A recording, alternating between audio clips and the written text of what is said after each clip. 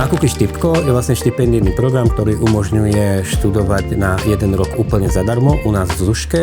Ten, kto získa toto štipko, okrem toho 1 roka štúdia zadarmo, vlastne získava akoby taký celý kultúrny balík v rámci Trnavy, ktorý zahŕňa voľné vstupy pre celú rodinu do Galérie Jana Koniarka a takisto lístky do nového mestského divadla Pracháreň na predstavenia. 100 eurová poukážka na nákup v Alza Shope alebo napríklad kreatívny workshop z Creative Director z Cube Studio.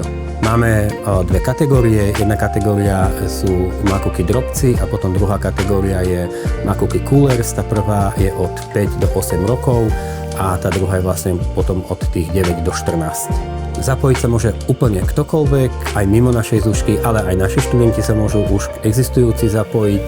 Je to veľmi jednoduché, stačí pozrieť na našej stránke podmienky, do konca apríla nakresliť na formát A3 nejaký obrázok, ktorý nám potom akože doručí spolu s prihláškou, buď on osobne, alebo to pošle poštou. A my potom zasadneme ako odborná porota, ktorá má 5 alebo 7 členov, aby to bolo nepárne. My to anonymne rozhodneme, nevieme, kto stojí za tým dielom alebo že kto to vytvoril. Na konci sa potom vlastne koná výstava všetkých zaslaných diel a zároveň vyhodnotíme teda, že kto získava v jednotlivých kategóriách štipendium. V každej kategórii vyberáme 3 štipendistov, každý z tých štipendistov vlastne dostane trocha iný ten balík, ktorý môže využiť a ktorý ho môže ďalej rozvíjať.